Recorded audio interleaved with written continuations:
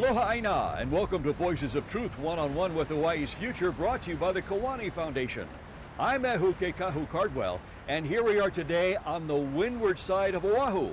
I'll tell you this, we got a fascinating guest on the show, so let's go on over here and meet him.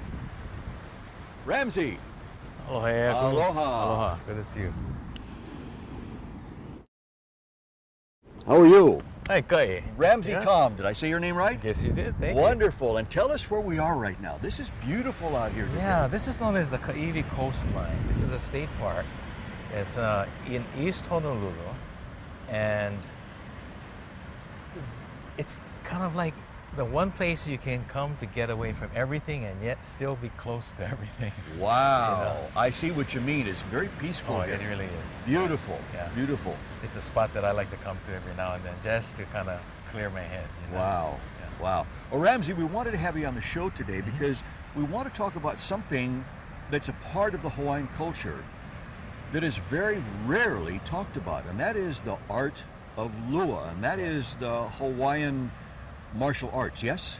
Yeah, and I think perhaps we can really call it our battle art. You know, it's the art of the Hawaiian warrior. Wow. And I'd like to say it's really a science as well as much as it is an art. Wherever you go in the world, people have used fighting as a way of expressing themselves. I like to say it's the lowest form of communication. Settling arguments, in other words. Yeah, and when I haven't been able to express myself, find words or methods of communicating my messages, we've turned to violence as a way of settling things. Right. And so as long as we've been doing that, systems of war and fighting were developed. And Lua is Hawaii's system, which was developed in many ways went to protect the ali'i and the chiefs' places. So there were specific crews and people taught these systems. It's not only used in battles and battle formations, but it was also used in ancient times to protect the ali'i, the chiefs. The bodyguards of the ali'i knew this stuff. I mean, they were some of the foremost practitioners, yeah? Yeah, they were the ali'i themselves. They were chiefs, you know, the lower ranking chiefs, Yeah. and some of them high ranking chiefs, but they were chiefs. In contemporary time, I would say you could liken them to the Secret Service, Ah. right? So these are the ones that were closest to the chiefs who made sure that they were protected. And it's really one of the fundamental principles of Lua. As much as it is about fighting and soldiering, it's also more about protecting, which is what I think warriors are doing. We protect. You may have to fight to protect, Yes. but at the end of the day, my job is to protect. And if that means retreating, extracting, moving people away from danger, that's just as important as having to fight your way out of a situation. So lua is really a positive force rather than a negative thing, yes? Well, it's actually embedded in the definition of the word itself. Lua having two faces. Lua meaning there's two. Lua, two meaning one of the deeper definitions. But if you take it at surface level, two in this case means opposites. Ah. Right? So as much as it is about fighting, it is also about protecting. Wow. Right? So when you look at it in its deeper concept, the kauna, the deeper principles behind what is ao, visible, and po, invisible, Uh-huh. light and dark, which is very similar to other arts. We talk about yin, yang. When our nation was overthrown, many of our practices, traditions went underground. And To be saved. in some cases, to be saved, yes, definitely. Many were punished just for using language incorrectly, inappropriately. So imagine something like Lua that can easily be used to turn against the occupier. Yeah. And I think we've seen this elsewhere where expansion has gone in a conquest. So those that are left behind are subjected to the loss of language, loss of spirituality, loss of battle systems, so that they can't rise up again. Loss of hierarchy. Hierarchy. You take your Yes. food away, you take your spirituality away, you take their language away. Anything that can support a subversive movement against the new leadership. So I think Lua experienced that same type of energy and went underground. Back in old times, before Western contact here in Hawaii, did the commoners, the maka'ainana, did they know lua and practice it, or was it just reserved for the upper echelon in society? Yeah, it's like you have your military forces and you have your special forces. So while the common average person might be inducted into war, the Lua practitioners were those that received special training. And you had to be, again, part of that ranking system. So it wasn't everyone, but everyone did learn how to fight at some point in time, or those that participated in war. Husbands and wives went to war together. But the Lua practitioners were a separate group and were trained specifically for those arts. And every family in every island, there may have been a specialty. Somebody worked with a particular weapon. Others would work with bone breaking, muscle manipulation. And in a different part of the island or a different family would specialize in something else. And so, you know, there's a saying in Hawaii, "Aohi pau ka ike, ike haulau lokahi," meaning there's many schools, many ways of learning things. And Lua is very much the same way. Okay, so Lua might have been practiced a little differently on Kauai than Oahu or Hawaii Island That's or correct. Molokai? Yeah. Wow. And I have the good fortune that Alohi Kaivalu, his mother is from Kauai, and his father was from Hawaii Island. Both were Lua practitioners, families. Wow. So we have the benefit of Lua coming from both sides. Two different systems. Two different systems, Wow. which is very much a part of the system of feminine energy, masculine energy, Yes. Hina and Ku, which is about the dualities and balancing. And within this system, Alohi system, his family, we have that. We have the traditions of Kauai, Lua, and the traditions of Moko Keawe. Right, okay, but wait a minute, Ramsey, wait a minute. I got to ask you about something you just said. You said his father was a Lua practitioner, as right. well as his mother. You mean to tell me that there were females, women, wahine, that were Lua practitioners, Lua fighters? Absolutely. Whoa. In fact, genealogically, we're finding, I think it can be found, that some of the more notorious, the more deadly Lua practitioners were women. How about that? Yeah. And we found that that's in the case in our Samoan cousins as well. Some of the greatest chiefs and leaders were wahine, Wow. and not necessarily men. And for me, I think some of it is the tempering, the mindset. You know, it's not all about ku, it's not all about being hard, but there's this balancing factor of the feminine, the hina. And Lua, it very much relies on the ability to balance those two energies. It goes back to duality, doesn't it? It's all about duality, because in that duality is balance. Right. So Lua isn't, I'm going to go do Lua at you, right? Yeah. It requires the two or more of us to be engaged. And that somebody or something is out of balance. We haven't been able to find another way of bringing balance to it. And so the Lua energy is brought out. But at the end, we're trying to bring it back to balance, bring it back to peace. And once we do that, then we do Ho'oponopono, make Yeah. everything right again. Would you say that Lua is used as the court of last resort? I would like to think so. It's when, as we said earlier, it's when we haven't been able to articulate, right, and come and negotiate a peaceful, conclusion to our differences. But I think you're also going to see it anytime resources were scarce in one area and we couldn't get the sharing going. In the olden days. In the olden days. Yeah. But I think we see it happening today in contemporary time, right? We go to war for the oddest reasons. Yeah. But fundamentally, it's about there's some imbalance somewhere. And I think we can always trace that imbalance back to us, right? Our own internal imbalance. And so the Lua is very much about that as well. It's when my inner man is out of balance. That's when we have fear, anxiety, right? And we want to impose it on someone else, or we're going to run away from somebody else. We feel threatened by them. And so depending on how I channel that, Lua is a method of channeling that energy, right? Inside, outside, soft and hard. It's all about balance. I know that Lua is practiced at night Yes. only, yes? And everybody who practices it wears only black. Well, Is that right? the tradition was that you practiced at night and you practice in secrecy. And it's important because there are also protocols that are meant to stay within the house. So we say kapu. What is kapu is kapu, what is noa is noa. What can be seen at another time, sure, we can share that. That But means so- what is allowed to be known and what is forbidden knowledge not to be known. That's right. So Yes. what's forbidden is kapu. And so there are a lot of things that are forbidden for others to see. You have to be initiated into the practice Before you get to know this stuff. before you get to know this the stuff. secret stuff. Exactly. So to practice it openly wouldn't fit well with those practices, that Gotcha. philosophy. And also consider the idea it's like the other team watching, right, and learning the plays. Yeah. Right? So you don't want them to know the plays. Yeah. But in Hawaiian culture, there is also this strong connection to spirituality. There isn't anything that we do that isn't connected to spirituality. And there's something about the pole, the night, the darkness. The darkness, yeah. That's correct. And so that's when we train. Now, there are opportunities to train during the day now.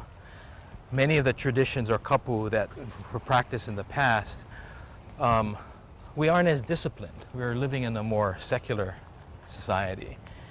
And the difficulty is most people don't have the discipline to maintain the level of kapu that any one of our practices required from the true practitioner. We talk about conservation laws and rules. I would suggest that our kupuna, through kapu, established some of the best conservation practices that we'll ever find. We talk about the Ahupua management Yeah. system.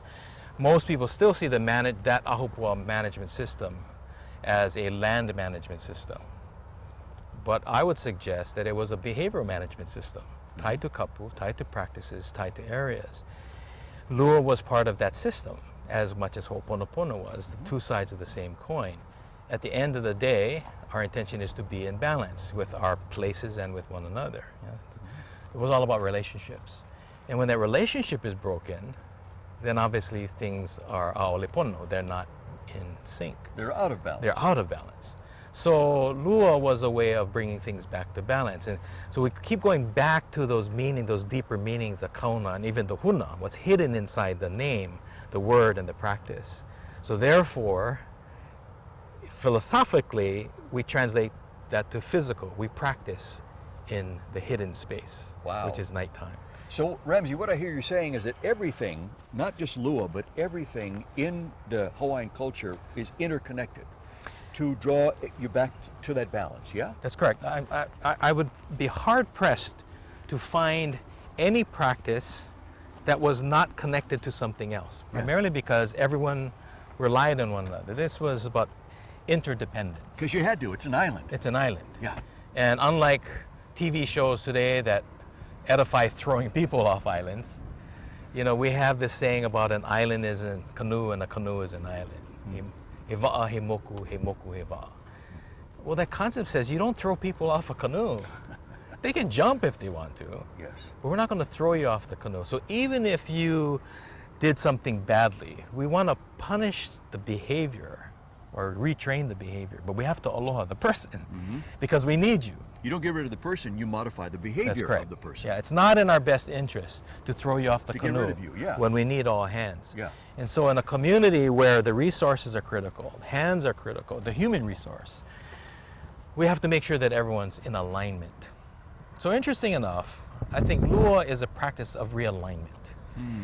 Right? And when you're out of alignment, when you step away from your kuleana, your responsibilities and obligations, your ancestors have no identity because the line stops with you. Oh my See? goodness. So Yes. when you're lost and you're out of balance and you step away from your responsibilities and from your place in community, then interesting enough, your ancestors, your line stops. There's no more future.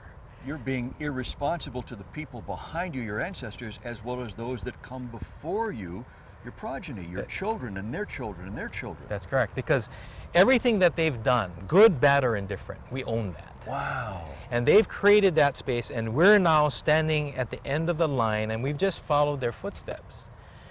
And the challenge for us living in today's society is that, you know, we say, I'm following in the footsteps of my ancestors. I take comfort in that. I take pride in that. But when we get to the end where they stopped, it's beholden upon us to take the next step for the next generation. It takes individuals who are standing at the edge of the line to walk, to take the next step. because now our ancestors, right, their legacy lives on through Yes. our steps. But more importantly, we're now setting direction for the next generation. So when I step back in line, now I'm giving my descendants identity. Right, because you will be their ancestor. That's correct. Their kupuna. That's correct. So when they get lost, they can turn back and at least have some point of reference. And look at what you did. And look what we've done. Wow. Right. So our daily practice should include that meditation, that thought. What will my great grandchildren, 7 generations from now, say about us? You know, about me. What did I do? Or they say, Tutu man, he stepped out of line. Right? Yeah. And so that really speaks to Kuleana. And I think Lua as a practice for me and for our school helps us to get back in line, right? To stay in line and really be what I call present. So much of what our practice acknowledges that our past, everything on our left, physically, spiritually, represents our past, our kupuna, our ancestors. Everything on the right is the future, right? So you have hina and ku, past and future, which puts me in the present. Right smack dab in the middle. Right in the middle. Yeah. And so I can spend a lot of time in the past, or I can spend a lot of time in the future, but none of it's going to mean anything until I'm present. And so when you apply that to battle, you have to be present to succeed in battle. Yeah. If you're worried about yesterday or worried about tomorrow, then you are not present and therefore can't deal with what's coming at you. So whether you're in battle or you're negotiating a contract, Lua is a practice that gives the ability to be present, to be in line. Right? To be centered and grounded, yes? To be centered in self Wow. rather than self-centered. Ramsey, how long have you been a Lua practitioner? How long have you been doing Lua? Well, I've been doing martial arts since I was about 6 in different systems. I was introduced to hula, which is also part of the system, when I was at Kamehameha. Right. I first met Olohe Kaihivalu in 1980, 81, thereabouts, when I was living on the continent, going to school. Came back to Honolulu that year and have been teaching a form of it because back then he couldn't open. It was still hidden. Wow. And so he returned to Honolulu in 1994 and we resumed. And that's when he asked me and invited me to start teaching the Lua for him as his po'o. Okay, so before that, you were a student for how many years? Since 1981. That's when I first met him. But there was a hiatus in my training with him because I came back to Honolulu. While I was here in Honolulu, I got to meet and study with Olohe Charles Ken, who I affectionately call Tutu Kale. But he transitioned and went off to the ancestors before I could finish. So I did not puka with him, and therefore have not been given permission to share and to teach what I learned from him. Though it's all in there, right? It's all woven in. So it's like the ipu.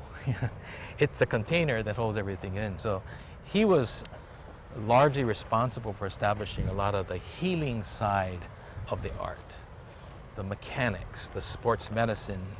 That's what he shared with me because there were some protocols that needed to be followed. You know, there are some criteria that needed to be met. So 1981 is when I first met Olohe Kaihivalu. Shortly thereafter, Tutu Kale, Charles Ken.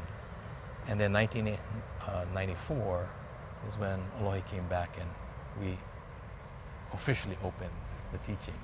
I'll have to say though, he gave me permission to start teaching, but it took me perhaps 2 years to really grasp and accept that kuleana. It was a huge kuleana. Well, I mean, you think about it. You have a system that most of us thought had been lost to antiquity. It's this battle art that very few people know.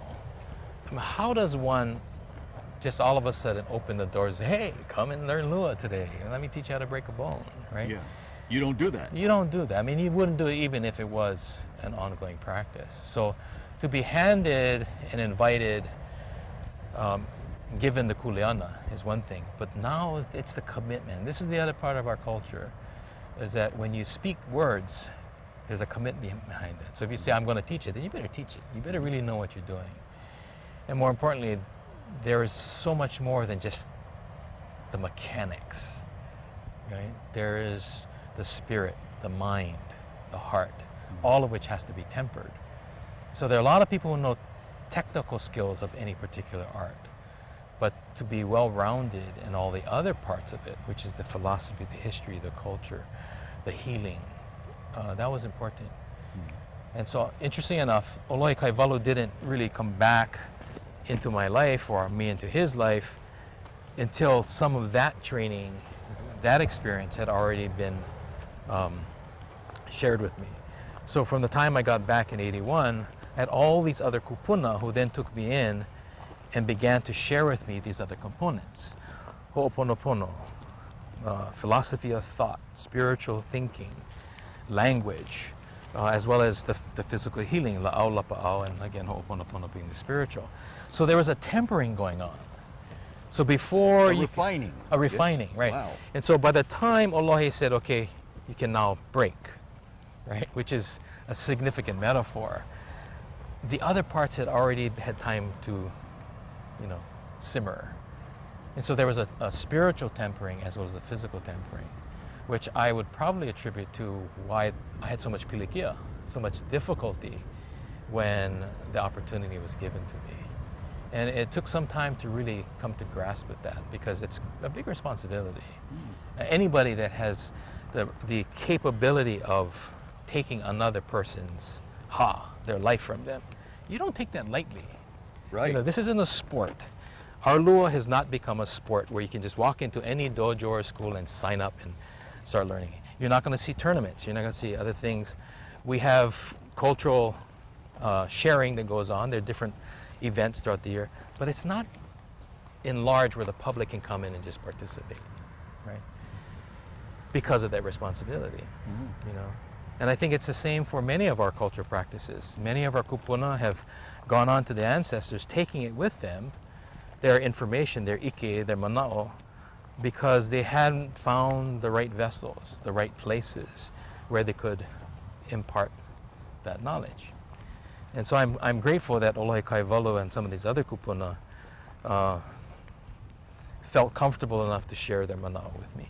Ramsey, if somebody is watching the show right now, watching you and me, and they really are intrigued by what they're hearing, and they want to begin to investigate Lua for themselves, what message would you have for them? What would you say to them? Well, I would say really it's not for just a curiosity seeker. Like anything, there needs to be some commitment. You really need to understand why you want to do that, because there are components of any system that can open parts of one's identity and psyche that were put away for a reason, and you have to come to a real fine balance. A system like Lua, which is a combat system, it is about, at the end of the day, breaking something, killing something. Right? That's its tradition, and while we don't do that today, that's its intention. So you could easily get pulled in that wrong direction. You have to really know your heart to do that. And fortunately, in our school, and because of the tempering, we're finding balance with that. But I know others have gotten lost, because you go from what is essentially hina, a world of, perhaps victimhood. If you're coming at it to becoming the other side, you can easily swing too far, right?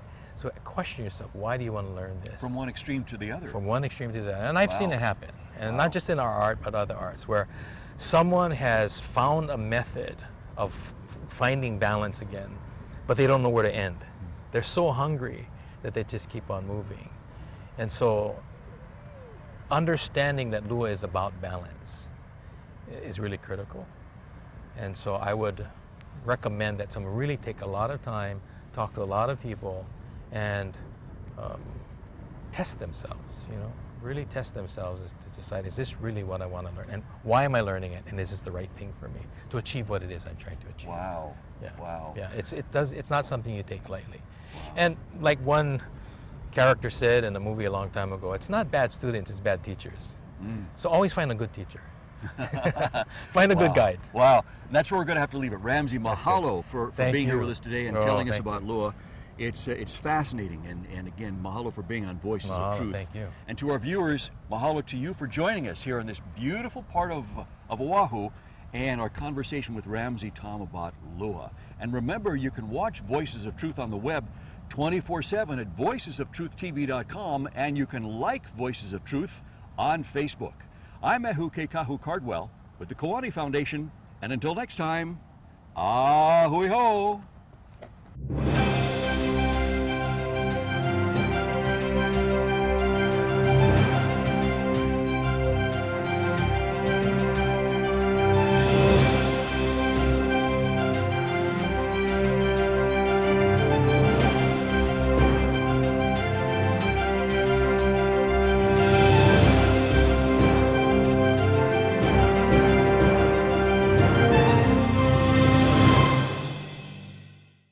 Mahalo for watching Voices of Truth one-on-one with Hawaii's Future. Watch us on the web 24/7 at voicesoftruthtv.com. You'll find all our shows, including this one, in case you want to see it again or share it with family and friends. Also view our weekly video commentaries at freehawaiitv.com. And check out our blog, published daily, at freehawaii.info. It's all part of the Free Hawaii Broadcasting Network.